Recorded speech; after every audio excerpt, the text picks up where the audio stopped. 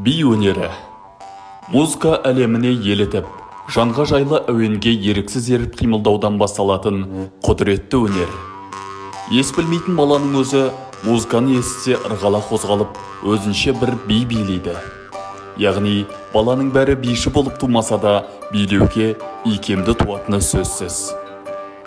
Ал сол таптаза көңілден шыққан қимыл қозғалысты өнерге айналдыру үшін бала күннен тер төгуге тура келеді.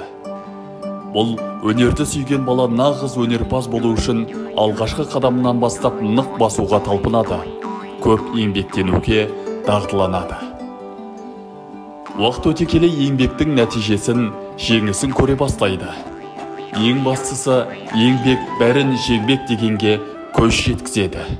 Нағыз өнерпазға айналады.